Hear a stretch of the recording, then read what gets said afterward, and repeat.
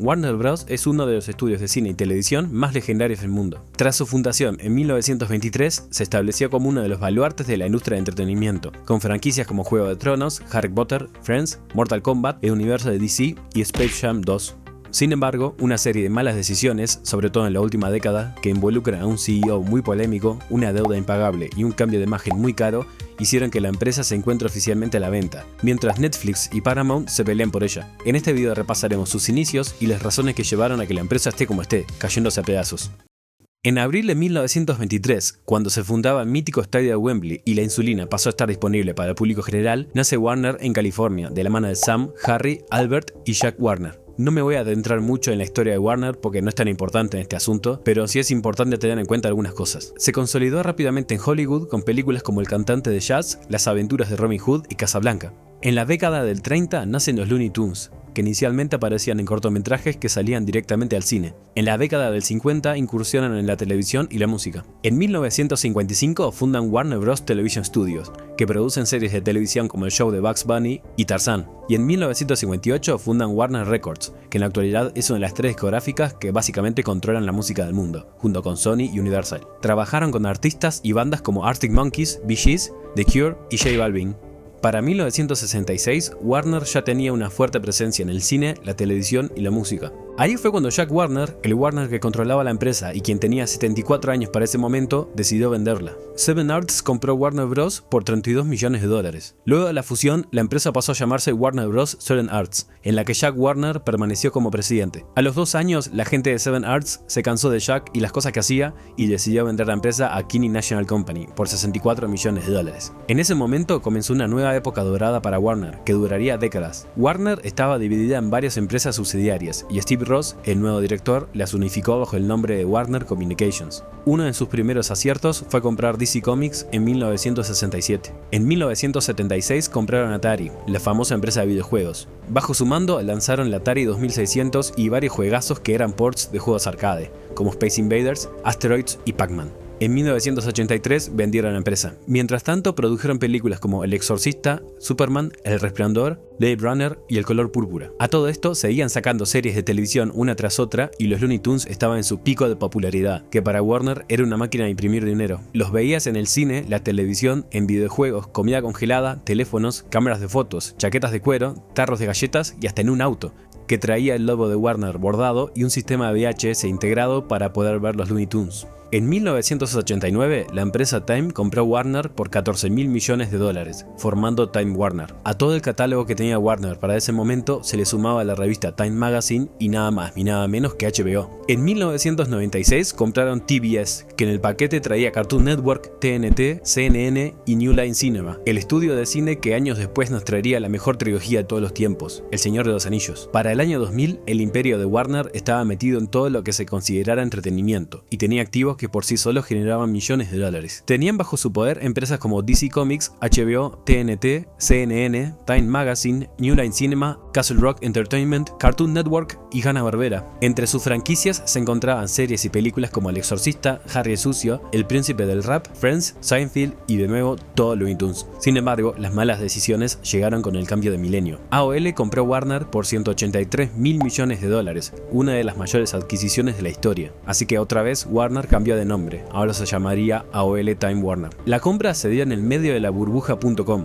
Este fue un periodo en que las empresas vinculadas a internet aumentaron su valor de forma desproporcionada a finales de los 90, sobre todo por el hype que había por estas empresas, que muchas carecían de modelos de negocios y no sabían cómo generar ganancia, algo parecido a lo que está pasando con la IA actualmente. Básicamente mucha gente y muchas empresas perdieron plata, y AOL Time Warner no fue la excepción. En 2001 bajó el valor de sus acciones de $71 a 8,70, y en 2002 perdieron nada menos que $98.700 millones, que hasta el día de hoy es la mayor pérdida que haya tenido una empresa en la historia. Tras esto, salieron adelante gracias a franquicias como Harry Potter, El Señor de los Anillos y Matrix. Además, en 2004 incursionaron de lleno en los videojuegos con la creación de Warner Bros. Interactive Entertainment. En este periodo, la televisión también les dio una buena cantidad de dinero, con series como Two and a Half Men y The Big Bang Theory, además de series de HBO como Los Soprano y The Wire.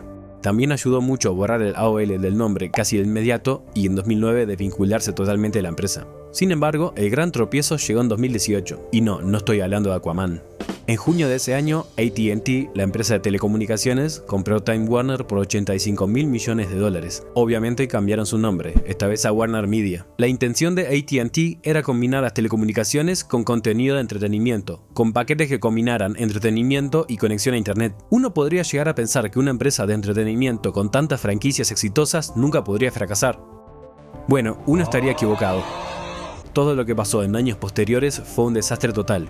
En realidad, la compra fue por $108.700 millones, pero 21.300 millones fueron tomados como deuda por parte de Time Warner. La operación demoró 2 años en concretarse porque el gobierno de Estados Unidos se opuso a la fusión, argumentando que violaría las leyes antimonopolio y perjudicaría la competencia. La idea de AT&T de combinar las telecomunicaciones con el entretenimiento nunca funcionó, ya que los ejecutivos nunca supieron cómo combinar ambas cosas. En este tiempo se dio un cambio en el sentido de la empresa, se empezó a priorizar el crecimiento económico sobre la originalidad y creatividad. Por este cambio de rumbo se dio una fuga de talentos. Jeff Bezos, el responsable de mantener a flote la empresa antes de la adquisición, se fue tras concretarse la fusión. También se fue Richard Plepler, el ex CEO de HBO en la época en que salió Juego de Tronos y Chernobyl, junto con el CEO y presidente de Turner, John Martin y David Levy. En 2020, Christopher Nolan cortó relaciones con Warner, que había sido la distribuidora de todas sus películas. Hizo Oppenheimer con Universal, que facturó casi $1.000 millones, una pérdida tremenda para Warner. Además, Zack Snyder también tuvo problemas con Warner, por el manejo de sus películas y por asuntos personales. En 2020 lanzaron HBO Max y decidieron estrenar películas en cines y en streaming en simultáneo, lo que afectó la taquilla de Warner. Si bien esto aumentaba la cantidad de suscriptores en su plataforma, generó descontento en Hollywood, sobre todo con los directores de cine, que no querían que sus películas salieran directo en streaming, solo para llenar un catálogo y hacer que luzca bien. La cantidad de suscripciones de HBO Max no eran suficientes para justificar esta decisión. Esta estrategia les hizo perder cientos de millones de dólares en ventas de entradas de cine, con películas como Dune, Matrix 4 y Godzilla vs. Kong. La productora Village Roadshow demandó a Warner por incumplimiento de contrato, ya que ellos adelantaron la fecha de estreno de Matrix 4 para impulsar las suscripciones de HBO Max, lo que disminuyó los ingresos de taquilla. Si bien Warner había pasado por altibajos en su historia, esta vez fue diferente. Se empezó a cuestionar la calidad del contenido que producían y su reputación quedó manchada. Durante los años de Warner Media, la empresa adquirió una deuda significativa que arrastra hasta hoy en día, más que nada por la cantidad de plata que pagaron por ella. Daba la sensación de que AT&T no sabía cómo gestionar y aprovechar las franquicias que tenían en su poder. Es por esto que en 2022, AT&T admitió que su experimento no funcionó y vendió Warner Media, que se fusionó con Discovery para formar Warner Bros. Discovery, que hasta el momento sería su último nombre. La compra fue por $43.000 millones, pero Warner Bros. No venía sola, traía consigo una deuda que se acumuló durante años. La deuda que tenía AT&T a la hora de desprenderse de Warner Media rondaba los $150.000 millones, lo que sirvió de excusa para muchas decisiones polémicas. David Zaslav, quien era el CEO de Discovery y ahora de la nueva empresa fusionada, tenía la estrategia de sanearla y posicionarla para una eventual fusión o adquisición. Continuó con la idea de generar dinero a corto plazo para aumentar el valor de las acciones sin importarle la reputación de Warner, su relación con Hollywood, sus empleados o el público en general. Por ejemplo, en agosto de 2022, 4 meses después de la adquisición, Warner decide archivar por completo la película Batgirl, que ya se encontraba en postproducción y que les había costado aproximadamente $90 millones. Se usó este gasto como una deducción fiscal por pérdidas, lo que proporcionaría un ahorro inmediato en los impuestos, el cual superaba el valor que la película generaría por ser estrenada en HBO Max. Además, se comportaron de forma distinta con algunos actores. Mientras cancelaban Batgirl, respaldaron a The Flash, a pesar de que fue un fracaso, y a Ezra Miller, que tuvo un mal momento con la ley, por así decirlo.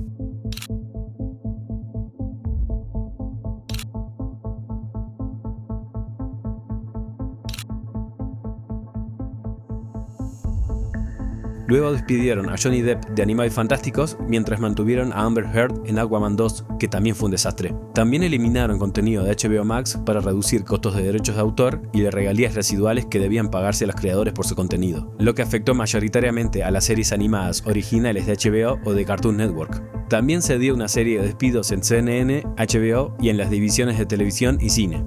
En cuanto a los videojuegos, cerraron estudios como Player First Games y Monolith, que crearon juegos como La Sombra de Mordor y Fear. En cuanto a la televisión, vendieron licencias de series como Six Feet Under y Band of Brothers a Netflix, sus principales competidores. Warner contrató a una consultora llamada McKinsey & Company para asesorarse sobre reestructuración, despidos y demás. La empresa que les decía cómo podían recortar dinero cobró $155 millones entre 2022 hasta la fecha. Esta empresa consultora está detrás del meme de HBO Max cambiando a Max y luego a HBO Max de nuevo. Lo gracioso es que cobraron $37 millones solo por sugerir esos cambios, unos genios. Y en el medio de la polémica por gastos innecesarios, David Zaslav cobró una compensación millonaria todos los años. En 2022 cobró $39 millones, en 2023, en el medio de la huelga de actores que se extendió por meses, cobró casi $50 millones y en 2024 cobró casi 52 millones. Es un poco extraño porque estas compensaciones se suelen dar por cumplir ciertas metas económicas, pero en estos 3 años la empresa tuvo pérdidas por más de $18 mil millones. Los accionistas votaron en contra de la compensación de este año, que iba a ser de aproximadamente 52 millones, aunque el voto de los accionistas es simbólico, ya que no obliga legalmente a la empresa a hacer algo. Por lo tanto, la compensación se va a dar de todos modos. Este tipo de compensación no suele ser en plata, porque si no tendrían que pagar impuestos. Generalmente, la mayor parte es en acciones, que David luego se ocupa de vender. Sin embargo, en este periodo no todas fueron malas para Warner, ya que metió unos hitazos en el cine como Batman, Barbie, Dune Parte 2 y Superman. A pesar de esto, para 2025 el precio de las acciones bajó un 60% con respecto al 2022, el año en que Warner se fusionó con Discovery. La estrategia de Zaslav de posicionarse como un blanco atractivo para una futura venta funcionó.